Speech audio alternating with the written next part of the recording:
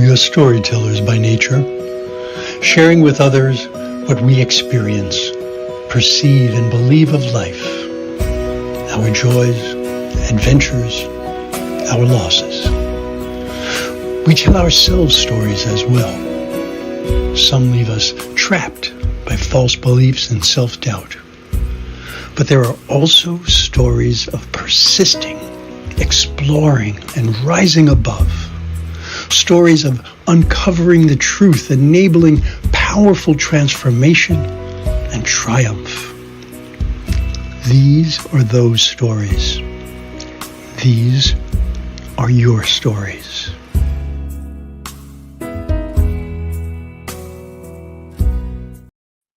Hello, folks.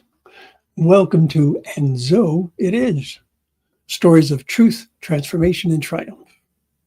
My name is Zoe DeMuro. My pronouns are he and him.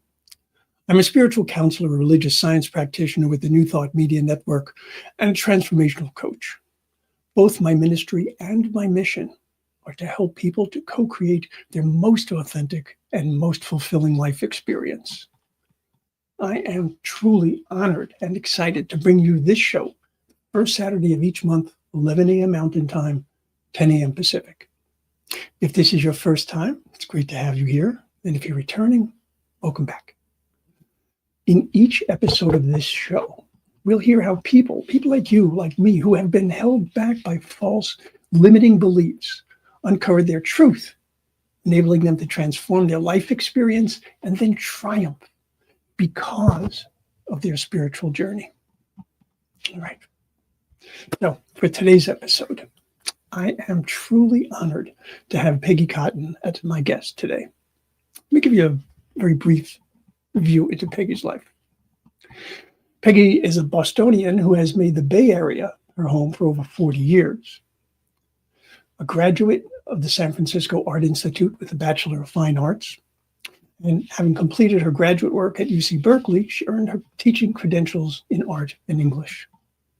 She was the first Black woman as the senior administrative manager at Booz in Hamilton. She was a production assistant and assistant producer at KQED public television for close to 15 years. Currently, she does commission oil paintings, teaches aspiring adult students, exhibiting her work at the Cotton Canvas Studio in Berkeley, and she is also a part of the greater New Thought community as a religious science practitioner. So help me welcome Peggy Cotton. Hello, Peg. Hello, Zoe. So good to see you. Good to see you too. What a wonderful introduction. Thank you. It's all good stuff. It's all good. I forget who I am sometimes. That is a common thing. That is a common thing. And that's one of the reasons why we do this show. Because we want people to know, we want people to remember who and whose they truly are. Okay, so to get into what we're going to be talking about today, why don't you give us sort of a setup? Where are we in time? When, where, what's going on? Well, I think the best way for me to begin today is to go back to living with my parents, being a child, and understanding what happened to me in that home environment. My parents were young parents in the 1940s, so that was significant. And they raised 3 Black girls in this country at that time. Mm. There were no boys in the family. I was the boy. I was supposed to be the boy. I had everything blue for a long time. But yeah, I truly know as an adult now, I'm going to switch back and forth a little bit if I may. I didn't know who I truly was spiritually until I found myself caregiving to my mother 10 years ago. Up until then, I was a wife, a friend, a sister, an auntie, a part-time office worker, a part-time struggling artist with 2 degrees and all of that. However, there was something else going on for me. There was a dissatisfaction happening within that I didn't understand what to call it. Um, but I knew I had to do something. I was happy with, I thought I was happy with what I was doing, but there was much more in me that hadn't been revealed to me yet. Uh, I had been with Science of Mind for several years uh, by this time, and I said to myself, well, you know, my mom's here. Um, 10 years ago when she got here, I had been with Science of Mind for about 20 years at that point, almost 20. So yeah, my parents really had an effect. Bringing me up as they were young people, parents, they knew the world was tough. And they, both of them, believed that as a young Black woman coming up in the world, they wanted to make sure I was educated. That was the belief. Education, education, education. That's the key to success for women in the culture today, they believed. Mm-hmm. Well, appreciated my art. You know, they didn't think it was wise to move forward with my art to depend upon making art for a living. So I was encouraged, I was directed, I was cajoled, whatever way they could get through my thick skull is to make me understand and for me to believe that the only way to be successful, and this had nothing to do with getting married and having children either, by the way, this is successful in my own right, is to learn about business. Study and learn about business. From being a secretary to shorthand was a big deal in my parents' world, to taking myself as far forward in the corporate world as I could. You know, my mother and father, my mother was, she worked for a bank. She was a banker. My dad, oh, he was a chef. They owned a restaurant, so they were in business. They were in business. So they feared, and here's the, I think, very important part for me, is that they were afraid. They feared that society's norms would fail me, not that I would fail. Hmm. You know, they believed that my best chance was to learn those business skills as the predominant source of my income. They believe that women in particular, that there were no real women examples or role models that I could follow. Mm-hmm. And they wanted me to become one.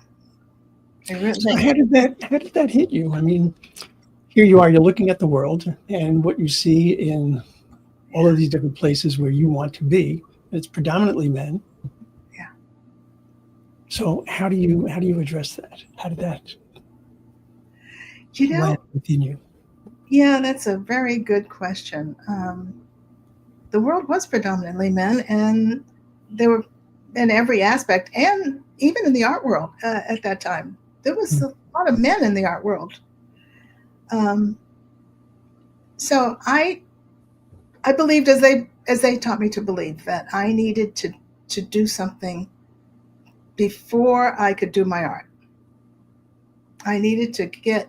I learned. I did what they said. I believed it, and because my father was a man who was a kind man, and he was supportive and all of those things, I didn't mind working with men in the business world because I believed they were going to be fair and just like my father was.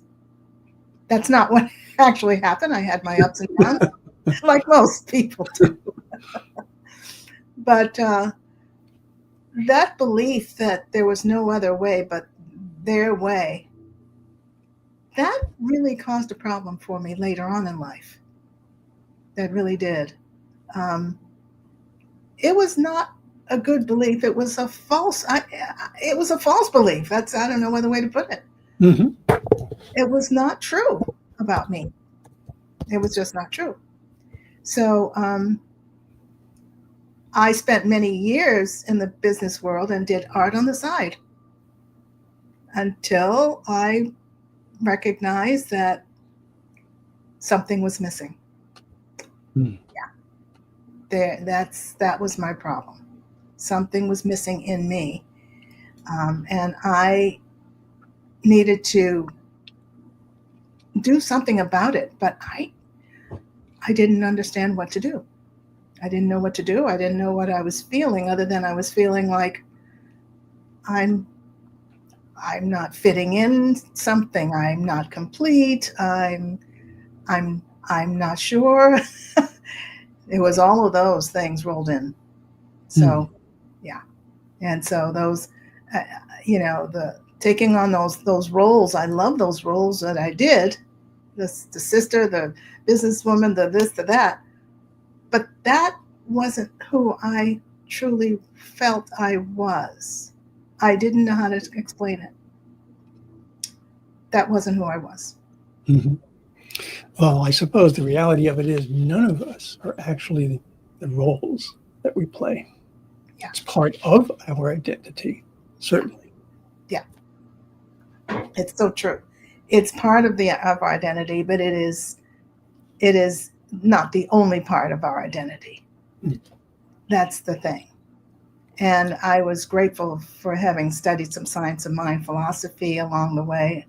I had done some reading and all of that. But I hadn't really understood that I was operating under a false belief. I had been successful in business. I moved up the ranks. I did well. And yet here I was feeling like, well, what's wrong?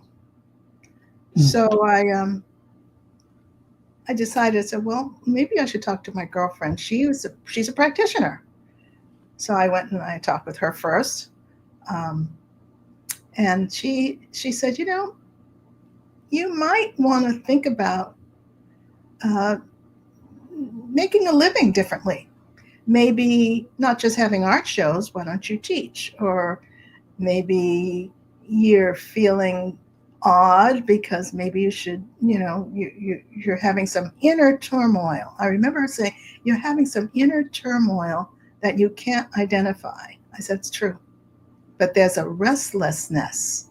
That was the other thing. There's a restlessness. So she said, why don't you just talk to your minister or talk to another practitioner? Just reach out to them and see what you find out. So if I had known you, Zoe, I would have reached for you. Hang on, I want to interrupt you for a moment because I want to bring you back to something because it's important. Okay. How did you find science of mind, new thought? How did you find that in the first place? Because that's not where you started, as I recall. No. Oh my gosh, I was searching. I was searching for something again, and this was actually my first search, and I was already in the business world and doing my art on the side when I could, and as a child, I grew up Catholic, but I had all my friends were in different places in terms of their spiritual path. So on certain days or Sundays or what have you, I would go with one friend to a congregational church, and then I go with another friend to a synagogue, and then I go with another friend somewhere. And so I started actually, you're making me think of something, Zoe, I hadn't really thought about in years. But I started searching when I was a teenager in Catholic school. That's where it really all began. I didn't even think about that. Thank you. Yeah, because Catholicism was great. It was okay. I liked it. By the time I became a junior in high school, I went to an all-girls private Catholic high school. That's what my parents sent me. So they thought I would do better doing that. And I even looked into becoming a nun in my junior year. Really? Yeah, I did. I liked religious or spiritual teachings, and it just resonated for me. Yeah. So they had a rigorous program. You had to have a certain GPA, grade point average, and all of that. And so I got into the program, but within a matter of 6 months, or I had to finish out the year, but it wasn't saying the right thing for me. So I got out of that, and I continued my search. I continued my search from there. So I had forgotten about that. Yes. So Okay, so you come out of a Catholic background. Yep. And while it fulfilled some of your needs, it didn't fulfill all of them. Right. So then we have this void. What happens next? Right. So then that's when I started going to different churches with my friends. That's when that happened, to put it back in an orderly fashion. I don't know if I can speak orderly, but okay. Yeah, that's when I started doing that. And then I started thinking about, I started reading and finding all kinds of things, because when you're on a search, things come to you. So I hadn't got into science of mind yet, but I got into Eckankar, which is the ancient science of soul travel, was the definition I was given at that time. And I was here in California early. I only had been here about a year and a half, and I went to a couple of Eckankar group settings, and there was a person there who mentioned science of mind.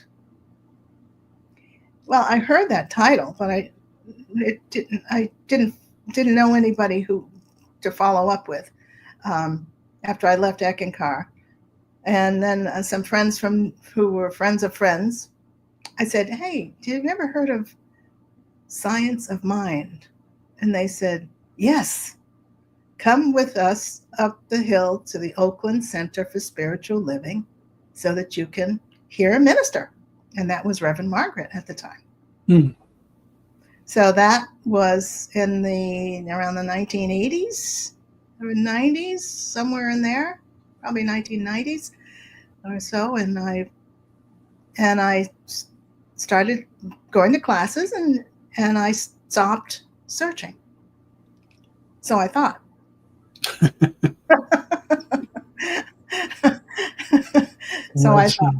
Well said. Yes. And as I talked about earlier, I was teaching, and then my parents grew older. My father passed away. My grandmother passed away. My sister passed away. And then Mom, we had her move out here. And that was over 10 years ago now. And it was about that time when she came out here, and I took on the role of being a caregiver. And that was interesting, because I had never done that before. But it was also at that time that feeling of let's just call it incompleteness, maybe, or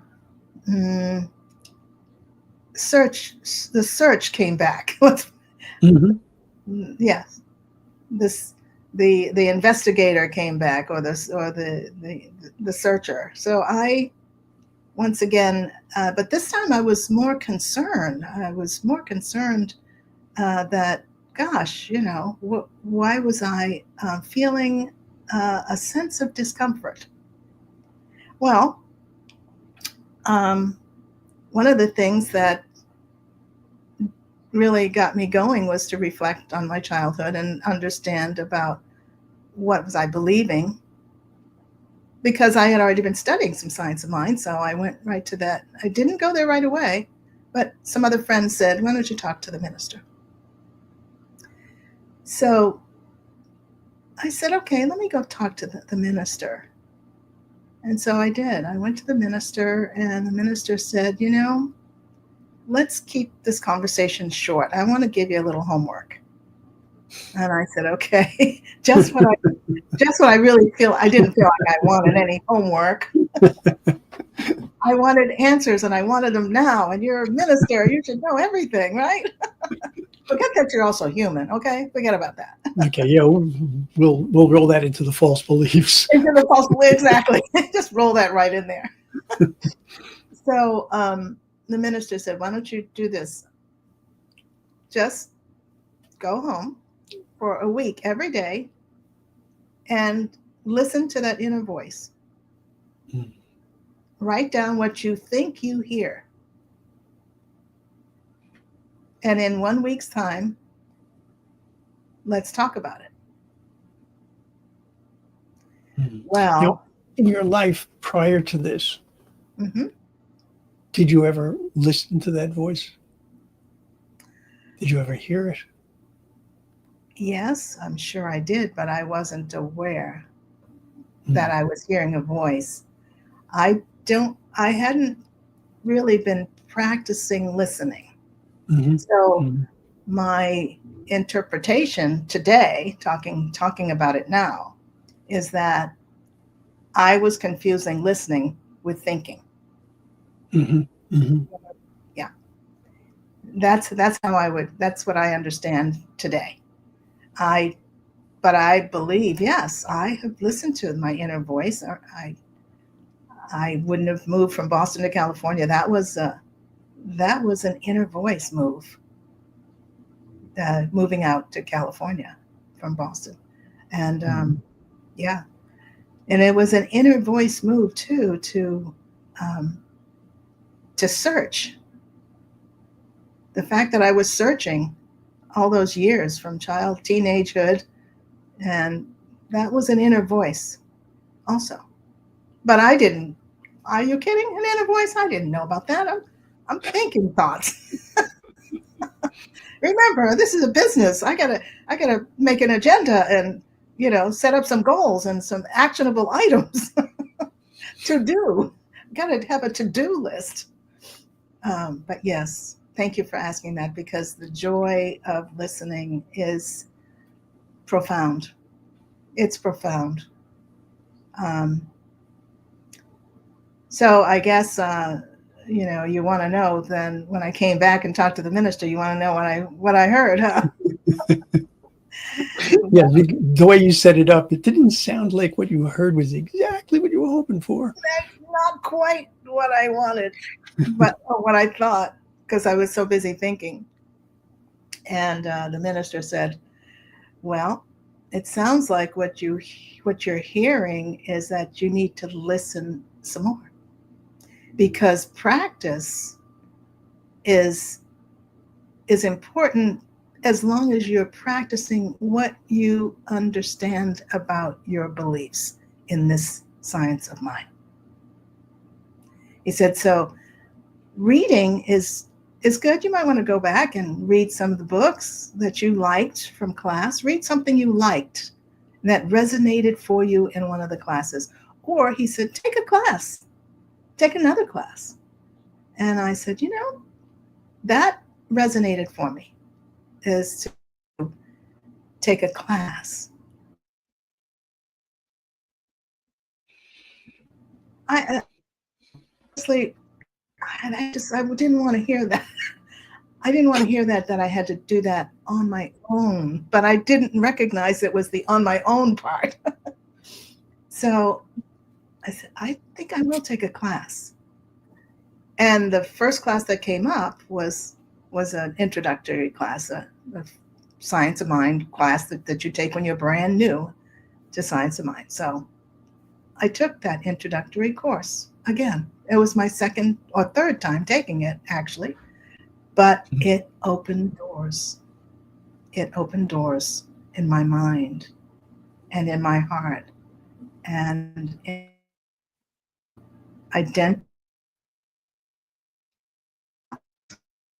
opened the doors to my hearing and opened my heart to understand, get that much closer. I got that much closer with that one class to understand more about who I truly was. What a wonderful, wonderful feeling that was, because all I knew was that it made me feel like I wanted to become a practitioner. It made me feel like I didn't have to keep searching outside of myself. Hmm. I could really understand as much as I understood about the teachings.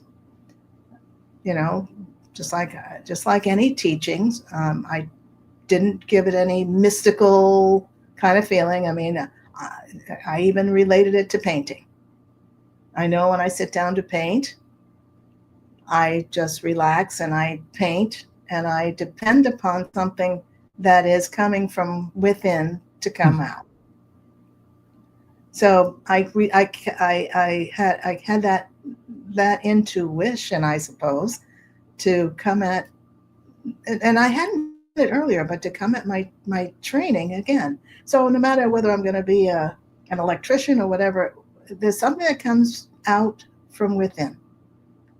Something that's invisible that becomes visible. And the power of that is what made me feel more whole. I believe differently. And of course, in studying the introductory class, that opened the doors too to understanding false belief that I had been holding on to from my parents, from society, and that there are more false beliefs that come up and come up and come up all the time, that they don't just go away with the awareness of their presence. Hmm. However, being aware of their presence is a key, Yes. absolute key to being able to release those. I am Yeah. curious, though, for some specifics. What Yeah. specific things? I mean, it's interesting that you took that introductory class 3 times. And it was Yes. on the third time that something changed. So you were able to see that there were false beliefs. Right? So I'm very curious to know what those were. Oh my gosh. Oh my goodness. Well, I believe that I could only be one thing. I could only be one thing in my professional career. I believe that. Now that doesn't mean I can't have all these roles of a wife and a sister, but I could only be one thing in terms of my ability to live. I had to be that businesswoman.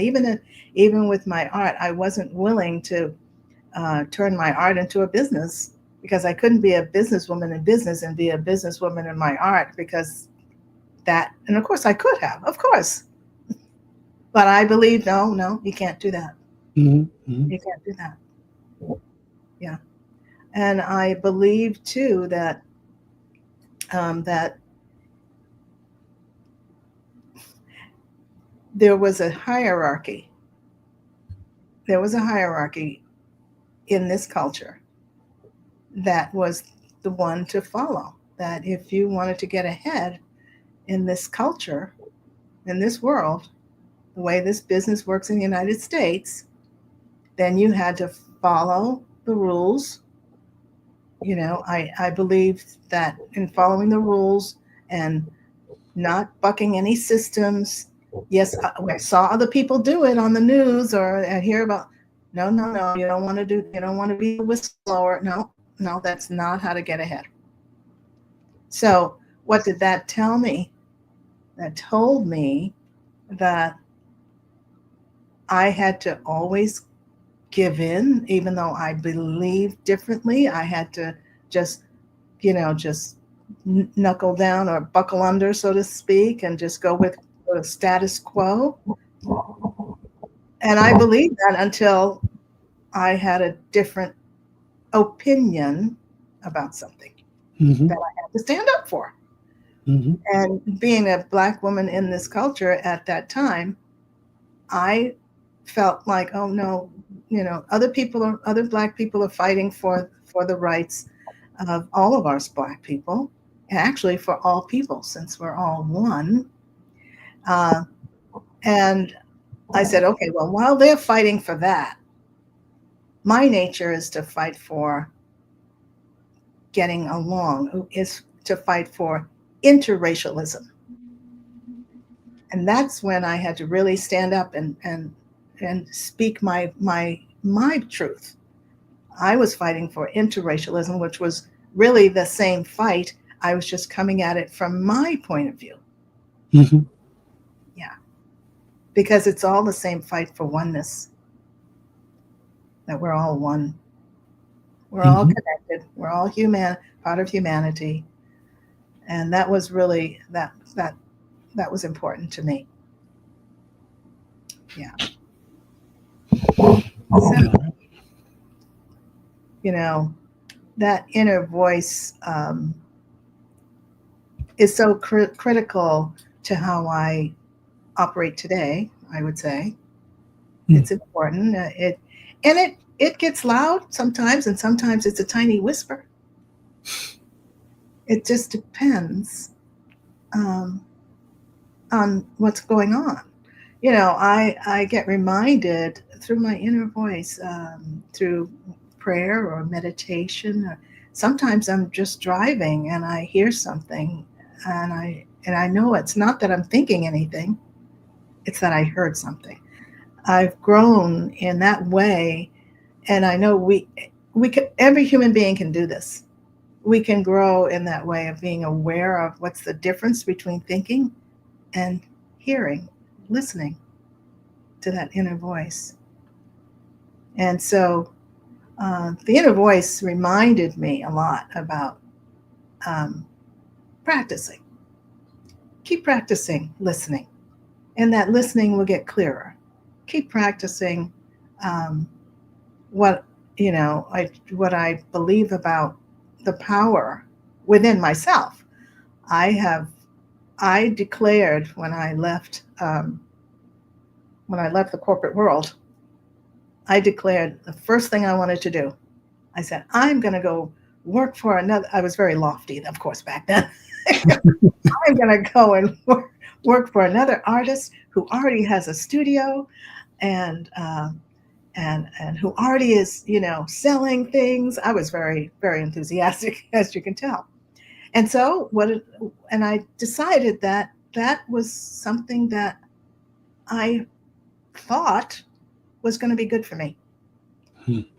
And guess what? It was. I left the corporate world. I was talking to a friend in a dance class, and I said, I'm going to be looking for, and I said it so matter of factly, I'm going to be looking for an artist to go work for.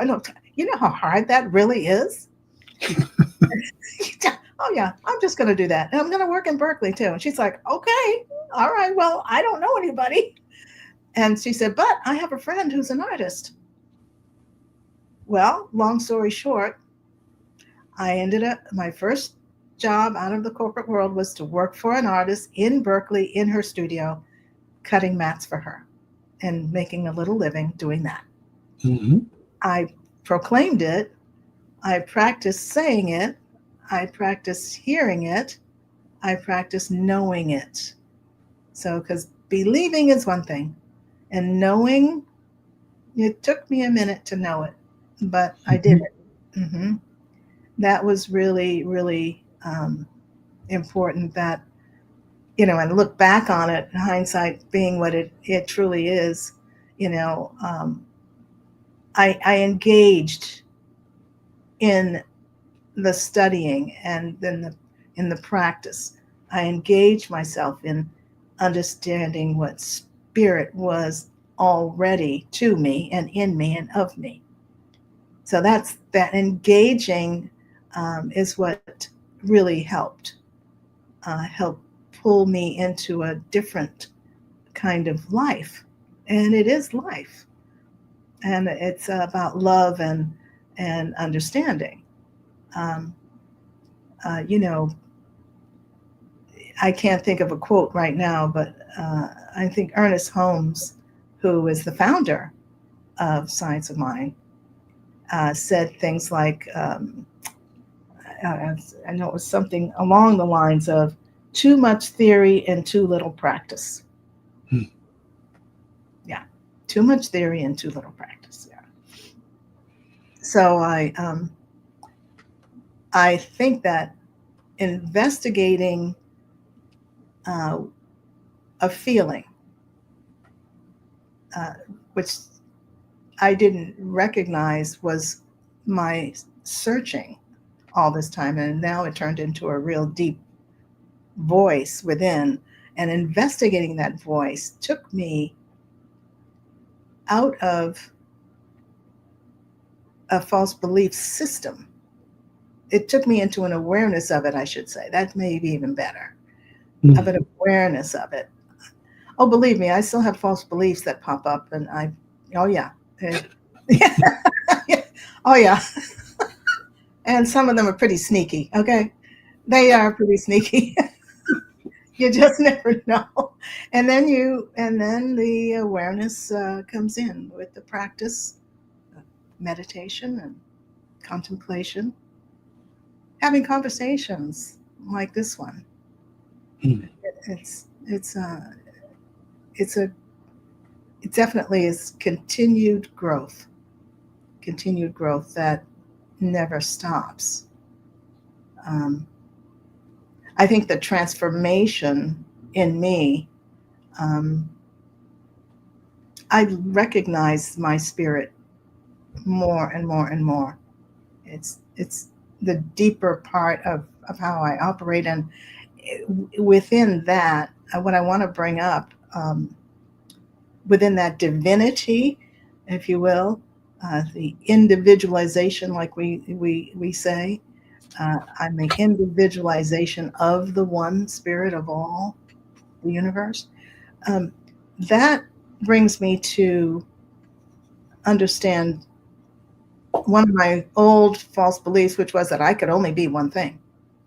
Well, no, there are endless possibilities to tap into. Endless. I'm no longer a young 20-year-old trying to find a job. And so, well, I am. You just can't tell. But you know, Zoe, how it is when you're young and you're looking for a job. And so you learn this skill and you learn that skill so that you could be better qualified to get a job, right? But now you can take up anything that you desire to take up. You can try it. It's the attitude and the perception, perspective perhaps, that there are endless possibilities. I can try something I've wanted to try, or something that has popped in front of me to try that I maybe didn't think about trying. And maybe it's that, oh gee, maybe I want to get into public speaking. Never thought about it. My whole life, it didn't ever cross my mind. So maybe there's that. Maybe I want to get into doing some clay work or getting into scientific work. So it's a wonderful thing to change the perspective that I have to study something because it's preparing to do something else. Whereas I can study what I want to continue to open my heart and to broaden who I am. To just that in itself, I think is something that is really important to what we'd like to call, how many times you hear people say, well, I'm really full. Are they fulfilled? Because fulfillment is critical to this life. And a lot of people never quite get there. A lot of people do, but a lot of people never quite get there. And that's the thing about continued growth and continued spiritual growth in particular. That's where the ability to delve into 7,000 ways to listen. I highly recommend that book. Mark Nepo. Mark Nepo, thank you. It's one of my favorites. Oh, mine too. I know. Rich, very rich. Yeah. So I think that the transformation that is available to every human being is so breathtaking, and yet such a quiet announcement sometimes that it can sometimes not be heard or not be paid attention to. If it, we're trained for, the Big Bang. I mean, TV and everything else. Oh, they only put things on television, or we hear it on the radio. That's always going to be, bells and whistles and this and that. No, not always. The quietude of the voice within, I think, that subtlety is a fuel, is truly an energy that spirit provides, that is ever present to tap into. Now, no matter what spiritual path you're on, it's there. Mm-hmm. Always. It's funny when you're talking about transformation. I think sometimes people get the idea that they need to transform into something else. Yes. What you said was, in your transformation, it was more to be more fully yourself. Yes. Yes. It's such a wonderful thing when you think about it. Because, I mean, a good part of your life, you were on the path to be something. You had to change. You had to learn. You had to do these different things. You had to have this singular focus. Yes. Well, Yes. now, singular focus is on being you. Yes. Which, strangely enough, has a huge focus then, because it's opened up all these other possibilities for you. Yes. Absolutely. Absolutely. Yeah. And yes, and being a Black woman, yes, that's part of the focus, but it's so much bigger than that. And yet that has its place too. And all of it comes together as a power. I'm a powerhouse.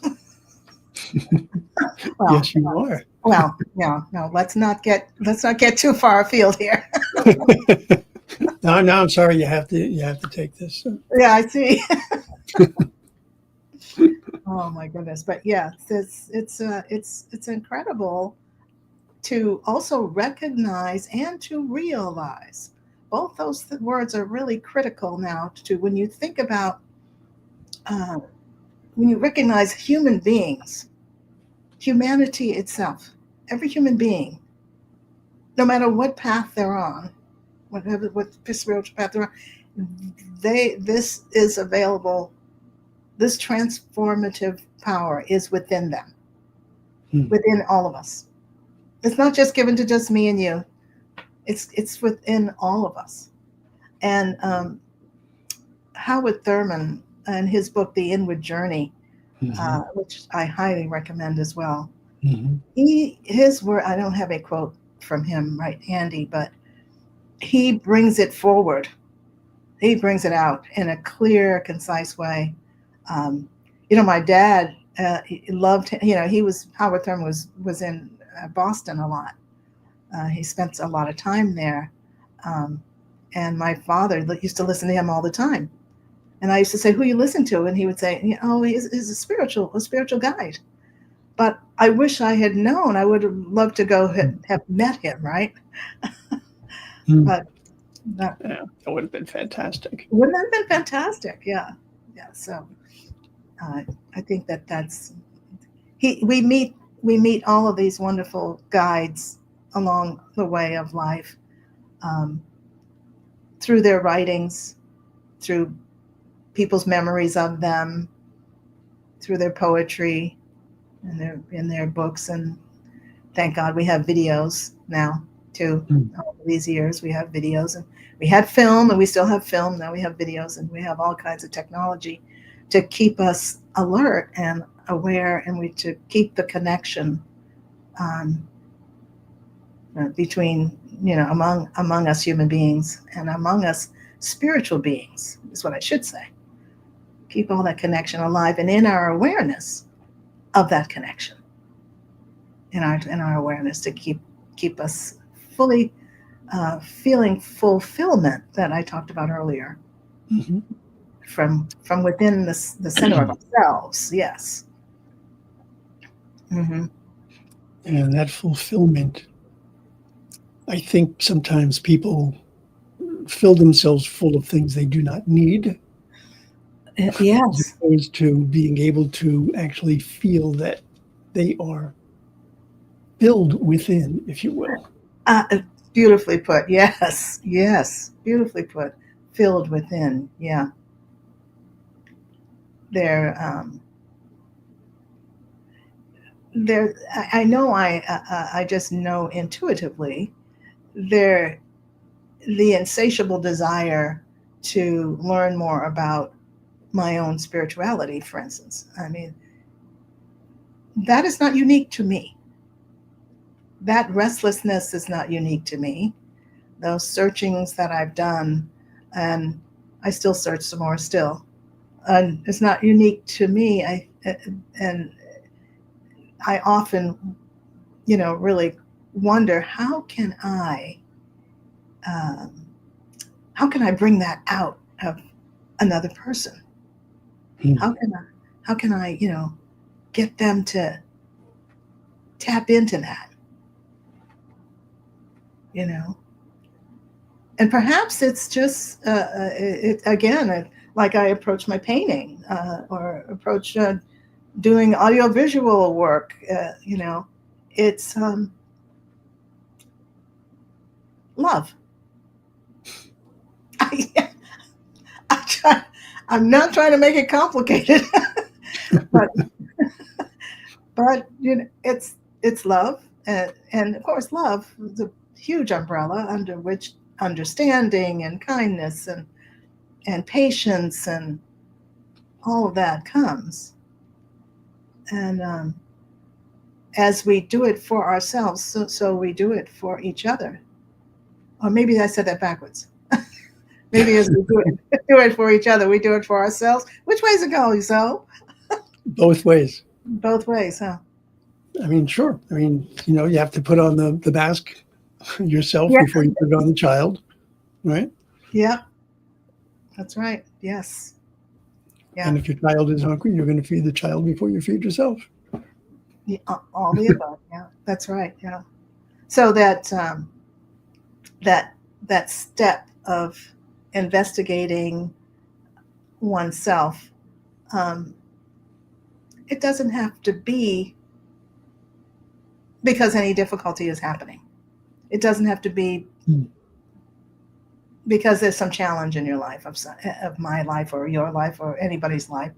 It just can be because you desire it. You desire to know. You desire to know more about the power of God within. Um, in Catholicism, as much as I enjoyed it at the time, the power of God, it was within, but it was also without. It was, which it is, but it was predominantly in the sky. That's fine, which it is. But it's in the earth's core, and it is. And it's in the universe, and yes, it is. uh, I really, and everybody has their own path, but my path has been so fulfilled, so fulfilling, with recognizing the power of God within me that guides me. It directs a lot of what I do. It certainly has helped me tremendously with caregiving for my mother, who's now 103. Mm-hmm. And I never knew how to caregive uh, before. But that path that I'm on has grown tremendously from practicing and trusting the God within and listening and trusting that I'm doing the right thing when oftentimes I didn't know what the heck I was doing. Not from, I didn't know from experience because I hadn't had the experience, right? So, whatever whatever human beings decide to engage in, um, the that the significant engagement is the engagement of the self. That's the truth.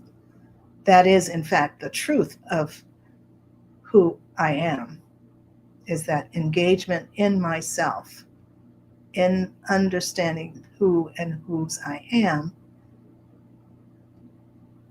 is nothing richer than knowing I am spirit, having a human experience, and loving that. Well, some days I love it more than other days, but you know.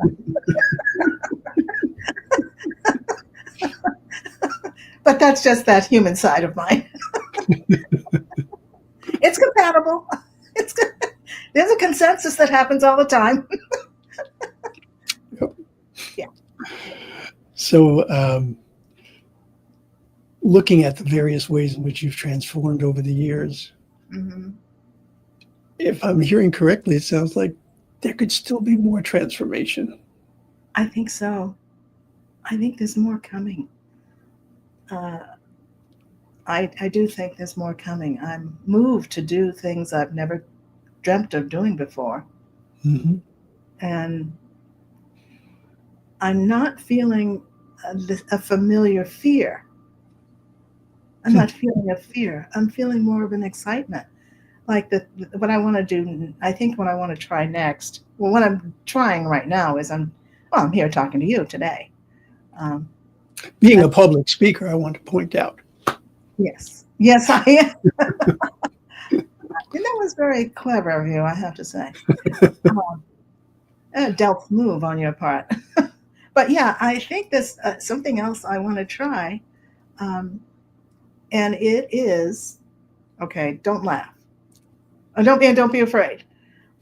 But I think I want to, try jumping out of an airplane. I think I want to try that. Okay, we just need to clarify. With a parachute. With a parachute and a guide strapped to me, because if he's going with me, I'm not going down by myself. But I think I want to try that. Over water in the summertime when it's warm.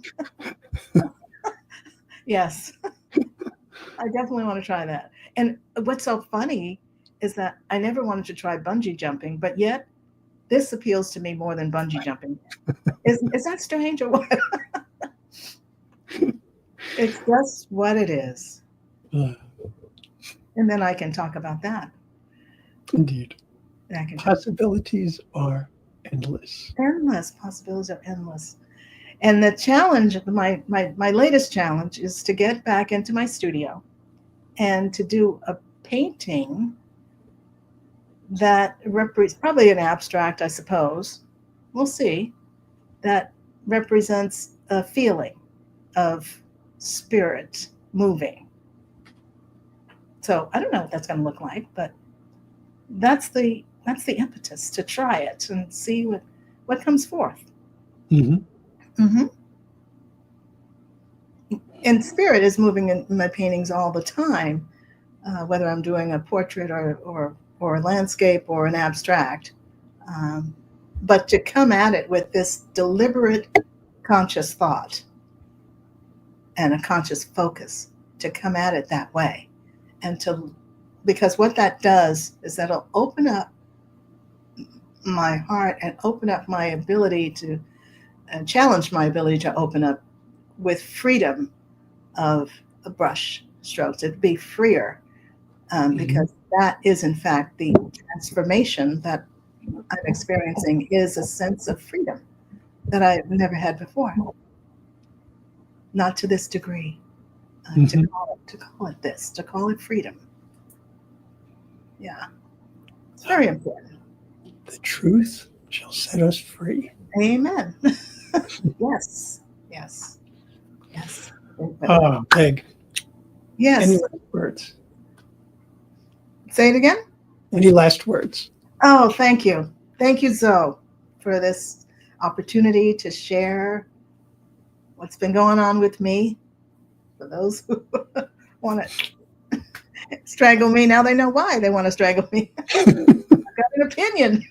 But no, on a serious note, I so appreciated this opportunity to share what's been happening. And I'm thankful to you, Zoe, for providing this vehicle and for your curiosity, about me.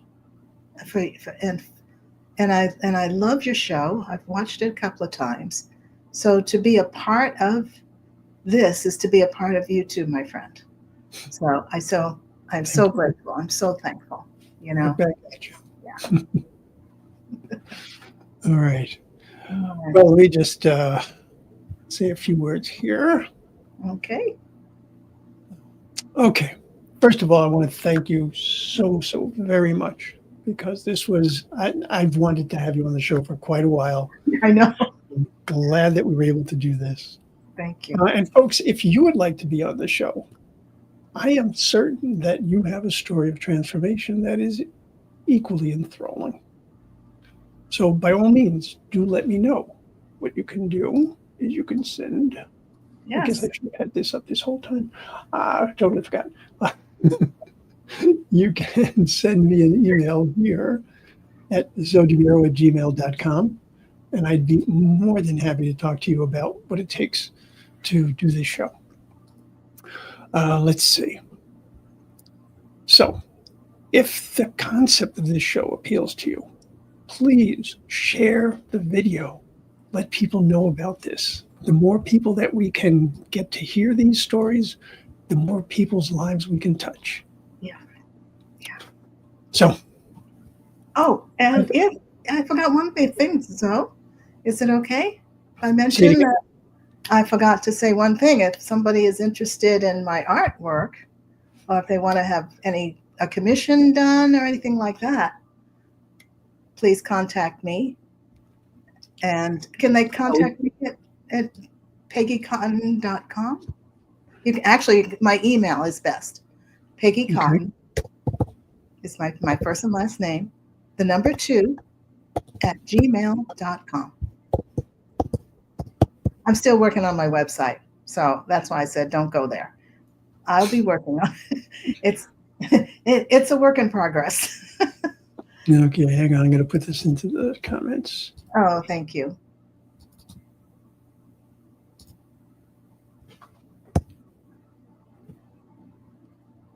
There we go.